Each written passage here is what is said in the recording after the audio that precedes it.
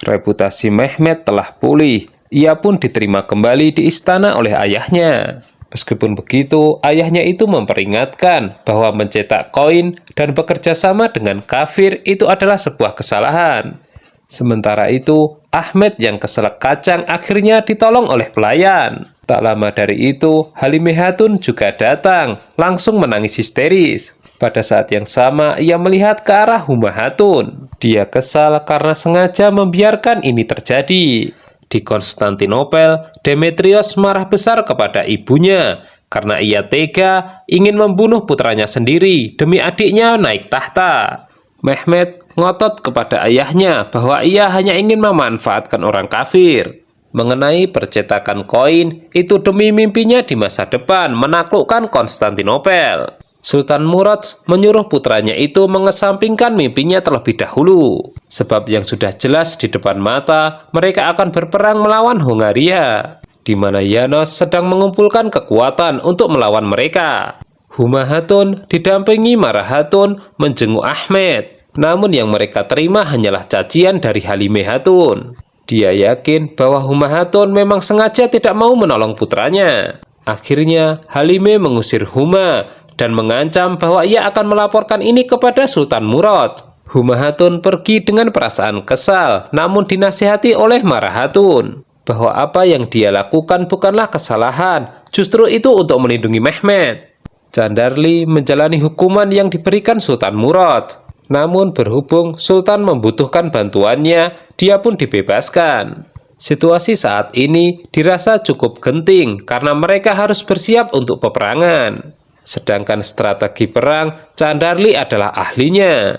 Meskipun Sultan Murad membebaskannya, namun dia diperingatkan untuk tidak mengulangi kesalahan. Sebab jika dia mengulangi, maka hukumannya akan lebih berat dari ini. Demetrios menganggap ibunya merancang pemberontakan. Ia pun kemudian memutuskan agar ibunya itu dimasukkan ke penjara bawah tanah, hingga kemudian hari akan dieksekusi. Helena hanya bisa pasrah sebab putranya itu telah menjadi kaisar. Janos harus menelan pil pahit, tidak bisa memanfaatkan Kapelo lagi. Hal itu memicunya untuk mencari cara lain selagi dia membuat persiapan perang. Sementara itu, Saruja membawa Mehmet ke gudang senjata, memperlihatkan senjata baru rancangannya, yaitu sebuah senapan yang lebih modern. Hanya saja Mehmet sedikit kecewa harus melibatkan Janisari untuk mencobanya. Ishak terus mondar-mandir di belakang Candarli. Dia merasa ketakutan setelah Mehmet kembali ke istana. Candarli kemudian menceritakan sebuah kisah kepadanya, yang intinya mereka harus bisa lebih sabar untuk bisa memenangkan pertarungan. Janos menemui seorang pria tua yang ia sandra di dalam sel. Dia mengancam pria tua itu akan menghabisi putrinya jika tidak mau bekerja sama.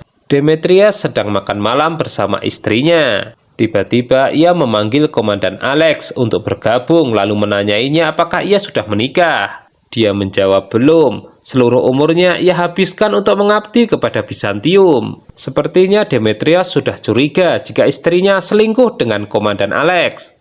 Pria tua yang disandra Janos ternyata adalah seorang ahli pembuat senjata. Dia terpaksa menerima tawaran Janos karena diancam. Namun tentunya dia merasa bersalah karena yang akan ia lawan justru adalah bangsanya sendiri. Di hadapan Sultan Mehmet, Saruja mempresentasikan bagaimana cara menggunakan senapan. Hal itu diharapkan agar prajurit Janisari bisa menggunakan. Mehmet menjadi semakin percaya diri. Jika mereka kalah jumlah, maka senjata ini adalah solusi. Meskipun di penjara, Helena dengan mudah ditemui oleh Notaras. Dia membawa informasi jika telah mendengar perselingkuhan antara Alex dengan Zoe. Helena kemudian tercetus ide untuk memanfaatkan mereka menghabisi Demetrios.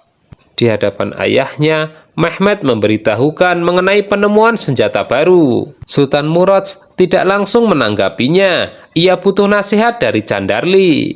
Menurutnya, senjata tidak terlalu berefek jika jumlah mereka kalah. Ia menyarankan untuk lebih banyak menarik dukungan yang mau siap diajak berperang. Sultan Murad lebih mendengarkan Candarli. Itulah sebabnya ia mengirim beberapa utusan. Mehmet tidak punya pilihan selain menghormati keputusan ayahnya. Di sisi lain, pihak kafir mulai merancang senjata baru dengan bantuan sandera orang Turki. Eleni dan Bayazid menuju istana. Ketika beristirahat, putra Mehmet itu dinasihati oleh seorang darwis bahwa seorang pemimpin itu tidak hanya membutuhkan keberanian, melainkan juga iman. Dengan begitu, ia akan tahu peraturan dan tidak salah mengambil keputusan. Konstantinos mengatakan kepada Notaras bahwa Demetrios akan mengirimkan Orhan kepada Mehmet. Ini tidak boleh terjadi, mereka harus mengambilnya. Lagi pula jika rakyat tahu, kakaknya pasti akan disalahkan karena kerjasama dengan Turki. Ishak menemui Kurcu untuk memastikan kesetiaannya kepada Sultan Murad. Tak lama dari itu Mehmet datang. Rencananya ia akan menguji coba senjata oleh prajurit Janisari. Mehmet jelas tidak suka menyaksikan pertemuan kedua orang itu. Dia lantas memberikan sindiran bahwa seorang prajurit harus patuh kepada sultannya. Ia pun mengingatkan mengenai yang telah terjadi sebelumnya, bahwa dia dan Janisari pernah berseteru. Namun kini mereka harus dipersatukan lagi demi persiapan perang. Otomatis Janisari akan tunduk pada perintahnya. Zoe menerima surat dari Alex yang mengajak ketemuan. Dia segera memerintahkan pelayannya untuk mengalihkan perhatian penjaga agar ia bisa pergi. Namun begitu memasuki karavan, Zoe ternyata dijebak. Sebab yang mengirim surat ternyata adalah Notaras. Prajurit Janisari menguji coba senapan di hadapan Mehmet. Semua dibuat terkagum dengan daya tembus senjata tersebut. Mehmet akan memperbanyak senjata ini untuk kebutuhan perang. Ketika Ishak disuruh mencoba senapan itu, ia justru gugup. Jelas ia kena mental karena dia adalah ajudan Candarli. Di pihak Janos sedang dikembangkan meriam jarak jauh. Mereka juga yakin dengan senjata itu akan lebih mudah menghancurkan pasukan Sultan Murad.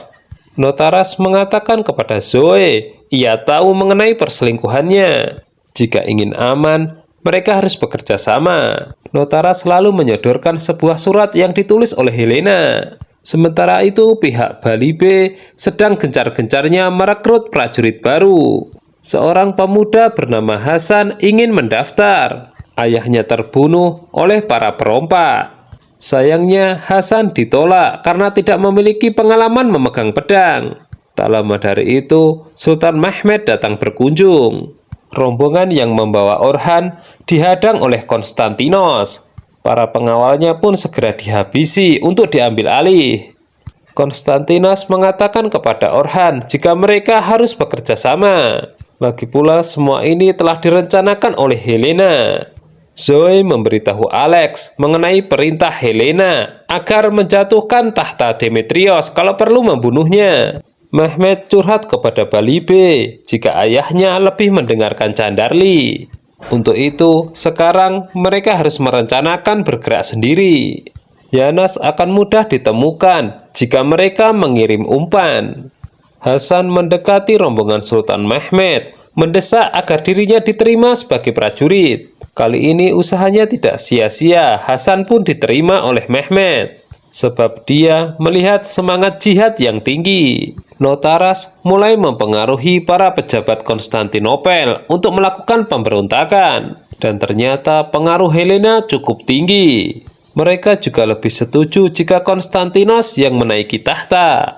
Ketika Sultan Murad menjenguk Ahmad, Halimah Hatun bercerita bahwa tempo hari Marah Hatun datang ke tempatnya dan mengancam Ahmed.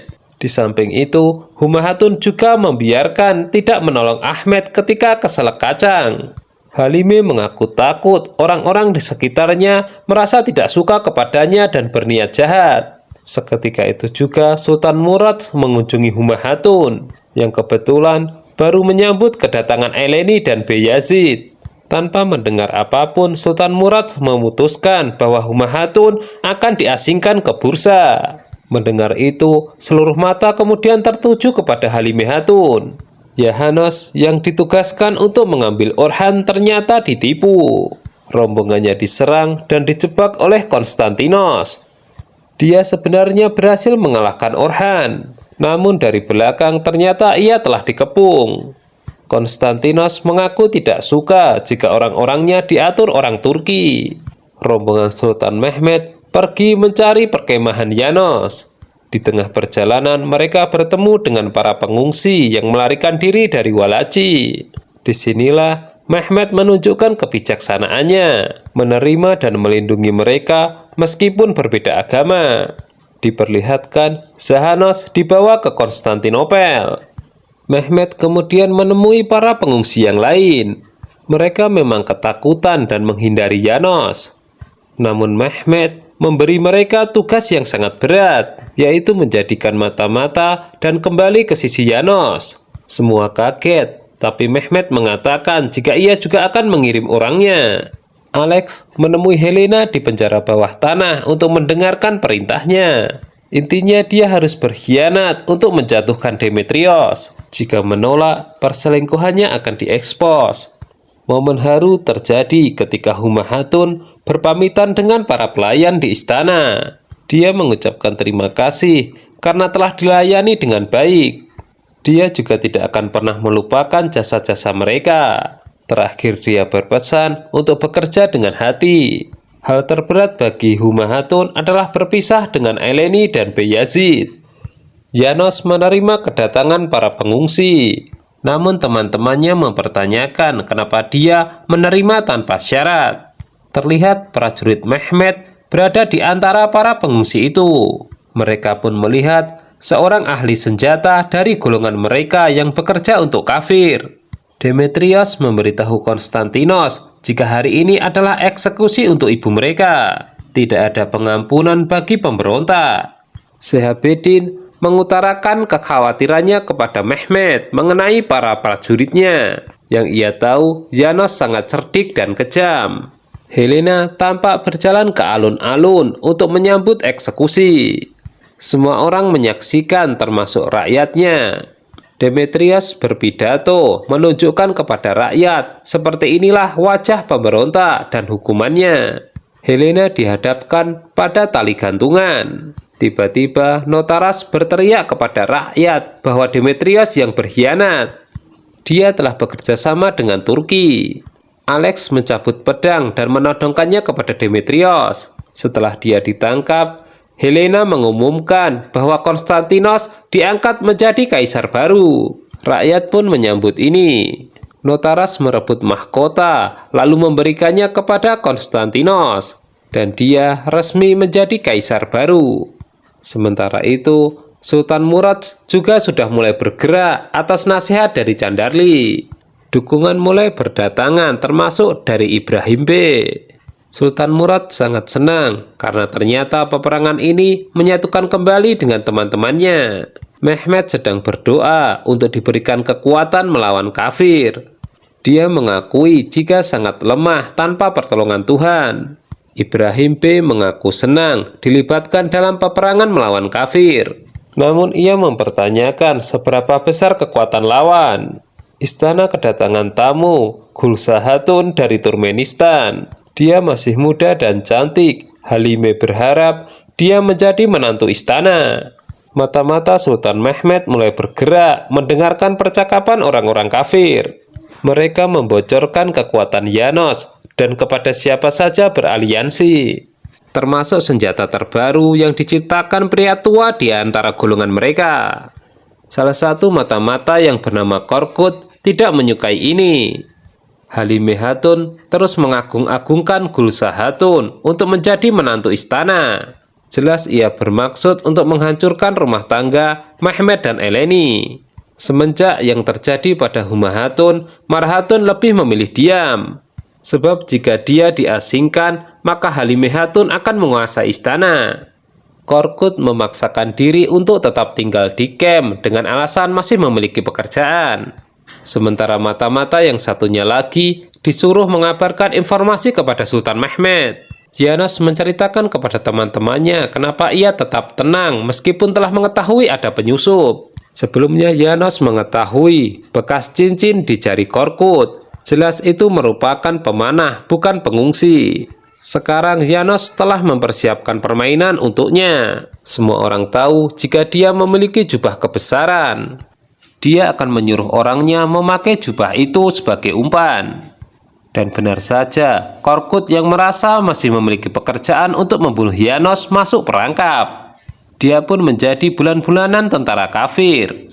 Sebelum dieksekusi Janos, Korkut sempat mengatakan bahwa pria tua pembuat senjata tidak bisa dipercaya, sebab dia berani mengkhianati putrinya sendiri. Sementara itu, mata-mata yang satunya lagi melapor kepada Mehmet mengenai apa yang ia dengar. Jelas, ia mulai memperhitungkan kekuatan Janos. Mehmet sempat bertanya di mana Korkut. Kemudian diperlihatkan jawabannya. Dia digantung di tiang kayu. Janos dan pria tua membuat kesepakatan baru untuk tidak saling mengkhianati. Sultan Murad tidak menyadari kekuatan Janos sama sekali. Dia hanya mengandalkan informasi dari Candarli. Sangat berbeda dengan Mehmet yang turun tangan untuk mencari tahu. Paus bertanya kepada Janos apa yang akan ia perbuat kepada para pengungsi yang lain. Dengan santainya, Janos mengatakan jika ia sudah mempersiapkannya, mereka akan dilepas dan akan menimbulkan kebakaran. Ketika sedang melakukan perjalanan malam, rombongan Mehmet diserang. Namun musuh tidak terlihat, hanya hujan panah. Di istana, Bayazid mengigau, mengkhawatirkan ayahnya. Eleni juga merasakan firasat yang tidak enak mengenai suaminya. Mehmet bersembunyi di tengah gempuran. Sedangkan di kamp Sultan Murad, tentara kafir telah mempersiapkan permainan. Mereka menyandera para pengungsi, mengikat tangan dan menyumpal mulut mereka. Setelah itu mereka dilepas untuk berlari menuju kamp Sultan Murad. Belakangan diketahui pada tubuh-tubuh mereka diikatkan kantong yang berisi bubuk misiu. Begitu mereka berlari mendekati kamp Sultan Murad, mereka ditembak dengan panah api sehingga menimbulkan ledakan.